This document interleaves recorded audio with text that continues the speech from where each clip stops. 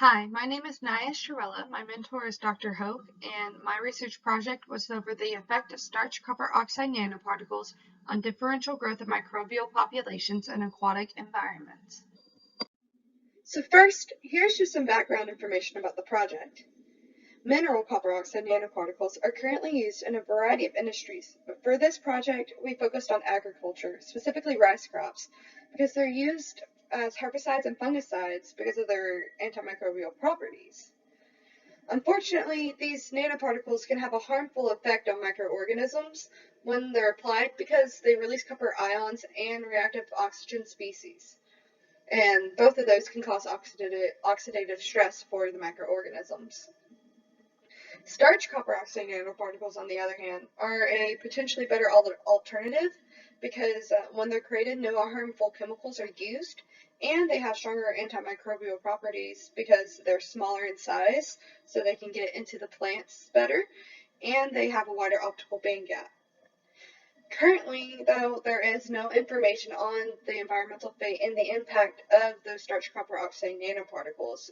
So this research project can give insight into their fate in aquatic environments, as well as their impact on the composition and function of microbial communities in those environments.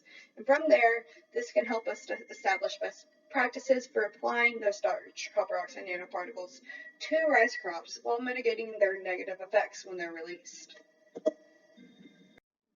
So with that, our hypothesis is that aquatic microbial communities exposed to starch copper oxide nanoparticles will change in composition by first their organic matters, such as the glucose and starch, stimulating growth of specific bacterial taxa, and that liberated copper ions and reactive oxygen species would inhibit growth or even cause mortality of sensitive bacterial taxa.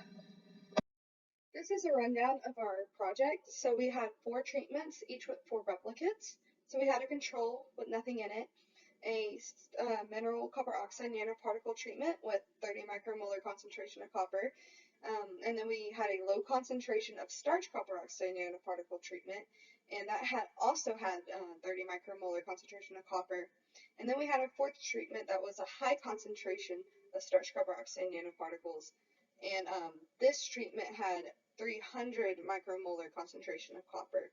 And so every flask was incubated for a total of 7 days, and Boncat samples, which I'll talk about later, those samples were taken on days 1, 4, and 7, and bacterial count samples are taken every single day.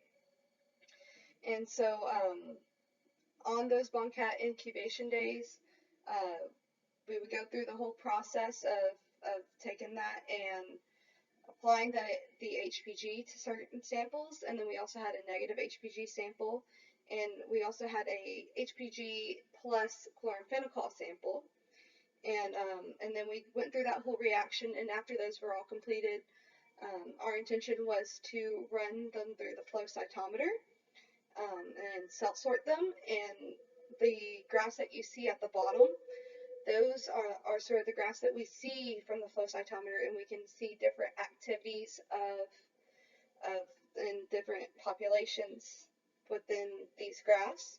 And from there, with the cell sorting, we would send that off for 16 srDNA analysis, and we can get a relative idea of the relative population composition. So first what we did was take our bacterial count samples and run those through the flow cytometer. And so what you see is the counts in the cytometer over a certain period of time. And so what we saw was that the high starch copper oxide nanoparticle treatment showed significant inhibition, and that could be due to the increased amount of copper in that treatment because it had 10 times more copper as compared to the other treatments that contain copper, and that can also be seen in later graphs. And so we also saw that the mineral copper oxide nanoparticle treatment, it didn't reach the maximum density that the control in the low concentration of starch copper oxide nanoparticles did.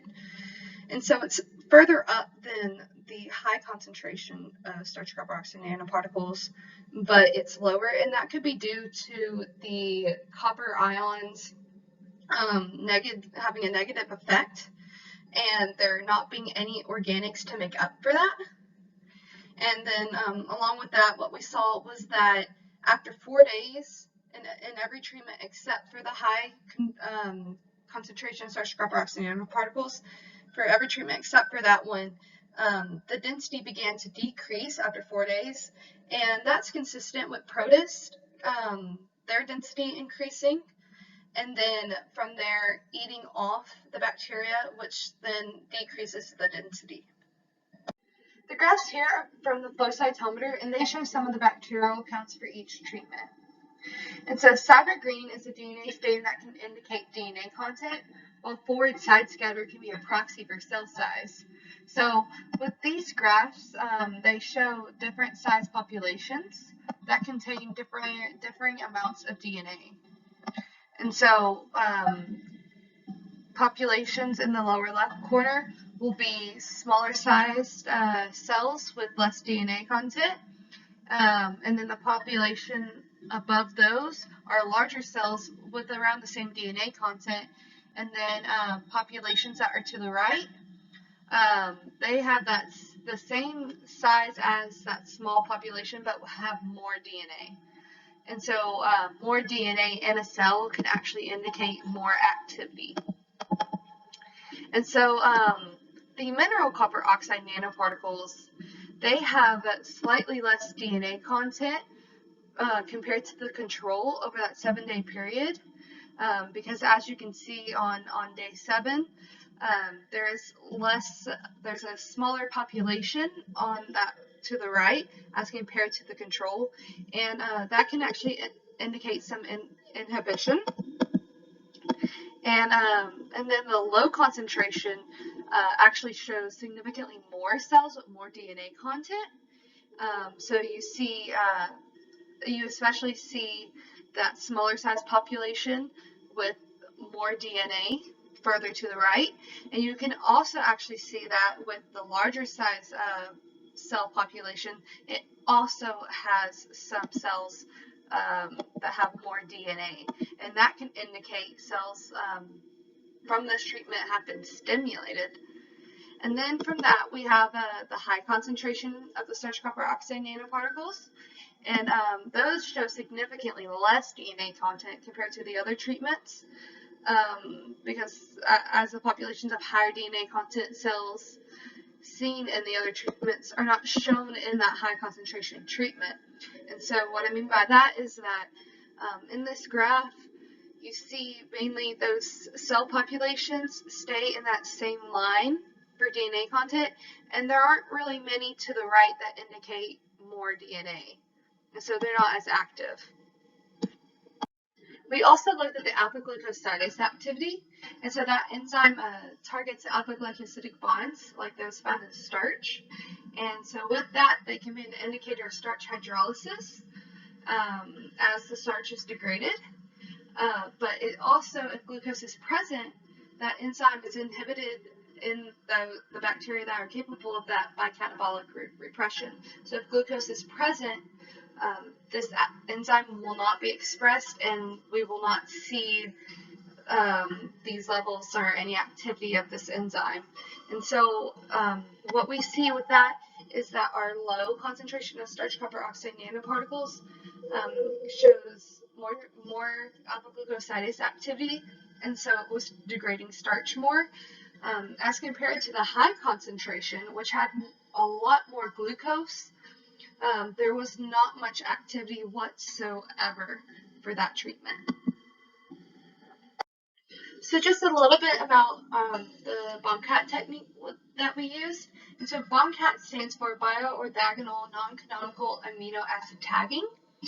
And so how that works is that we first incorporate a methionine analog, and in our case that's HPG, during protein synthesis. And methionine is the first amino acid added at the beginning of translation, so it is in every protein. And so from there, we, in the second part of the reaction, we add in the electrophore 647 azide dye, and it attaches to the HPG. And so from there, we can use flow cytometry and cell sorting so that we can visualize the high and low activity populations. Unfortunately, we were not able to get through all of our bondcat samples due to technical difficulties with the flow cytometer, but we were able to run a few trial experiments before doing our experiment to make sure that the bondcat technique really did work. And so we did find that that was the case. And so what we see here is Staphylococcus epidermidis, a control and a treatment with glucose added. And so from there you can see that the population is further to the right in the plus glucose treatment. And so that actually indicates more activity because more proteins are being made and that methionine analog is being incorporated more.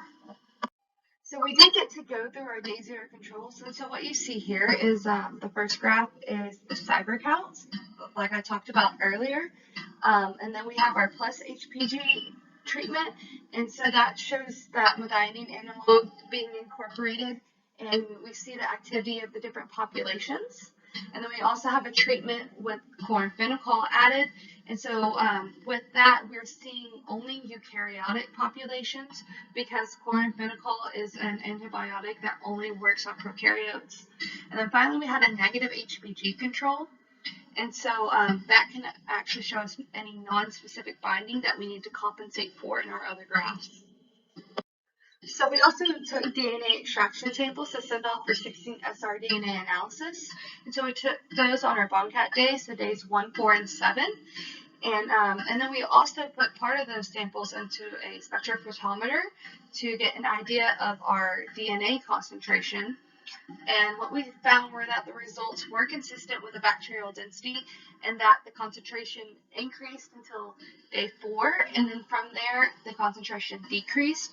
And then with our high concentration of starch copper oxide nanoparticles, there was significantly less DNA content, or DNA concentration was less in that treatment. So we're not completely through with our project, and so we still need to run and sort the rest of the bondcat samples and send those off for DNA analysis. And we also need to wait for our current 16SR DNA sequencing results. I just want to thank Dr. Jeffries for providing the starch copper oxide nanoparticles for our experiment, Dr. Henry for allowing us to use his flow cytometer, and Dr. Linda Batt for providing her advice and her expertise with the bondcat procedure that we used for aquatic microorganisms. Thank you for watching.